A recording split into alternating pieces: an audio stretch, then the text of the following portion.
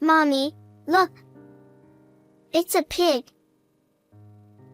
My daughter pointed at my sister, the bride, and exclaimed, "Sweetie, please stop." I hurriedly intervened, lifting my daughter into my arms to prevent any further outbursts. The relatives and acquaintances gathered at the wedding venue chuckled at the innocent mischief, seemingly unfazed. "Please don't say that." But,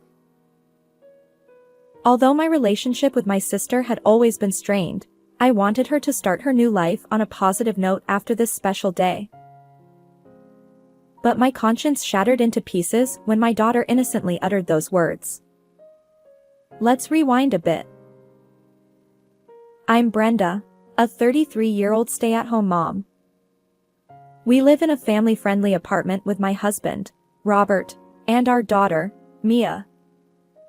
Robert and I got married 8 years ago, and 3 years later, I became pregnant and gave birth. Robert dotes on our daughter. While some fathers might focus solely on work, Robert was different. He took paternity leave, which was rare at the time, and was fully involved in caring for our daughter. From diaper changes to preparing milk and baby food and even soothing nighttime crying. He handled it all flawlessly. Even now, as our daughter has grown, he continues to be an excellent caregiver, capable of looking after her even when I'm not around. Every time I see Robert bonding with our daughter, I'm reminded of how lucky I am to have married him. One day, Robert returned home from work with a beaming smile. When I asked, "Did something good happen?" he replied, Actually, I'm getting promoted soon. And I'll finally get to participate in a project I've wanted to be part of for a while. "Wow, that's amazing. You've been working so hard lately. Congratulations." I congratulated Robert, and our daughter chimed in, Daddy, you're awesome. clapping her little hands with a smile. Robert gently patted her head and said, I can give my best because of you too. Thank you always. It was a picture-perfect marriage. However, there was one concern in our seemingly idyllic life: Robert's personality. He was kind-hearted, not just to family but to everyone. While it's undoubtedly a good trait, it sometimes borders on being a people-pleaser. On top of that, he could be easily influenced. Shortly after we got married, his accommodating nature led to a minor incident. Robert's college female friend unexpectedly showed up at our home. It turned out that Robert had been advising her, which caused the situation. Robert had said things like, "I'm here to listen anytime," or "lean on me when things get tough." True to his words, she came all the way to my house. At that moment, I was also at home, so I asked her to leave right away. But if I hadn't been there, Robert probably would have let her in. Maybe she would have pushed for a closer relationship. After the female friend left, I had given Robert a gentle warning, but he didn't seem to grasp what was wrong. That's why I worry sometimes that the same situation might happen again. It's precisely because I care about Robert. One day, after driving my daughter to kindergarten, I was cleaning the living room. My phone, which was on the dining table, started vibrating. I turned off the vacuum cleaner and checked. There was an email. The sender was my sister, who is 2 years older than me. What? No way. I couldn't help but exclaim. After all, my sister and I hadn't communicated for several years. To receive an email from her out of the blue felt like an emergency situation. I quickly opened the email. To my surprise, it was an apology letter. My sister, who is beautiful but has always been mean since childhood, treated me poorly. She would assign me homework or household chores, take away games I bought with my allowance, and even once stole my first boyfriend in high school. That's why I've kept minimal contact with her. The last time we interacted was when I invited her to my wedding. Now, out of the blue, she writes, "Sincere apologies for everything. I'd like to apologize in person." I wondered what game she was playing. Honestly, part of me thought, why bother now? On the other hand, we're both adults, and while we may not become close, perhaps we can have a civil relationship. After much contemplation, I finally decided to reply, writing and rewriting the message several times. In the end, I agreed to meet her at my place this coming Sunday. On that day, when I saw my sister after several years, she was still as beautiful as ever. Not trying to look younger, but with a beauty befitting her age. Brenda, it's been a while. Thanks for inviting me today. Here's a little gift. She smiled and handed me a cake box. I ushered her into the living room and guided her to the sofa. Then, I went to make coffee and returned to her side. Thank you. Where's Mia and Robert? She glanced around nervously. They're at the park right now, playing. They should be back soon. As I replied, she took a sip of her coffee. Suddenly, she turned to me, looking tense, and began apologizing. I'm truly sorry for being mean all these years. I've reflected a lot. It might seem late, but I realized if I don't apologize now, I'll regret it for the rest of my life. Come on, let's leave the past behind. As I said, her expression softened. It's okay. Water under the bridge. Let's keep in touch from now on. My words seemed to put her at ease.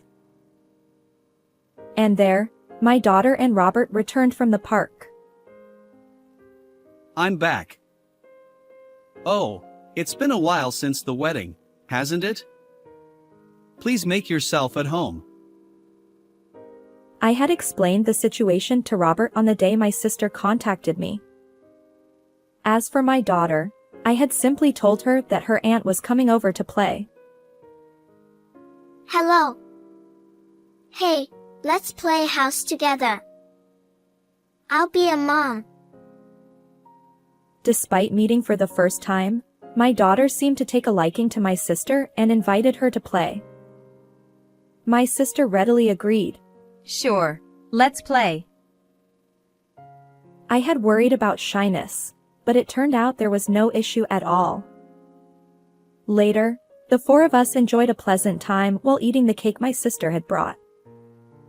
I couldn't help but think that we should have reconciled sooner. Time had somehow slipped past, and it was already past 3 p.m.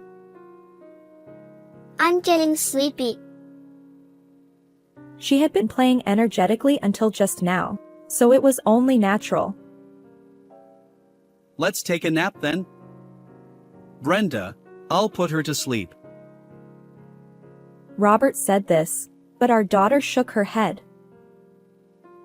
Today, I want mommy to pat my head, not daddy. It's unusual, but sure. Mommy will give you some head pats. Usually, Robert handled bedtime, but occasionally, she sought comfort from me like this. Perhaps she was in that mood today. Leaving Robert and my sister in the living room, I led my daughter to the bedroom. Within minutes, she was already peacefully asleep, her breathing steady. I watched her sleeping face for a few more minutes.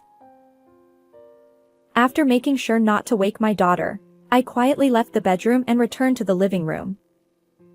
Robert and my sister were chatting while watching a rerun of a variety show. Oh, you're back. Well, Mia seems to be asleep, so I'll head home. Really? Since you're here, why not stay for dinner? Actually, I have something to do later. But let's plan another get-together sometime. With that, my sister left gracefully. It felt good to know we were building a positive relationship. About a week after my sister visited, I received a call from a local friend. We regularly kept in touch, but this time, she invited me on a trip. It was in celebration of my upcoming birthday. Of course, I wanted to go. While we'd taken family trips since Mia was born, I hadn't gone on a trip with friends. Even though Robert assured me he could handle Mia for a whole day, I hesitated to burden him, and honestly, I felt anxious about being away from my daughter. After much deliberation, I decided to put off my response temporarily. Then, I mustered the courage to consult Robert. Huh? A trip? That's great. Go ahead. I'll take care of Mia. But really? The destination is quite far. It's a 2-night, 3-day trip. Can you really take time off work? I expressed my concern, and Robert shook his head. No worries. I can take time off. Besides, I've been pestered by my boss to use my paid leave. So go ahead. Relieved by his words, I embarked on a 2-night, 3-day trip with my friends a month later. The trip was delightful. It felt like I was reliving my single days, enjoying food, sightseeing, and everything. When I returned, Robert and Mia warmly welcomed me. While I was away, they dined out and explored shopping malls, seemingly having a great time.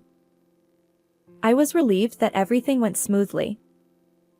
As I organized my suitcase from the trip, my sister called. Although we hadn't met in person since her visit to my home, we occasionally exchanged emails. Hello, what's up? Sorry to call at this hour. I have something exciting to share. Her voice sounded jubilant. It seemed like good news. Actually, I'm getting married to the person I've been dating. We're having the wedding in 3 months, and I'd love for Brenda, Robert, and Mia to be there. Wow. Congratulations. We'll definitely be there. I remember her mentioning a serious relationship during our last meeting. Thank you. I'll let you know the exact dates later. Bye. With that, she hung up.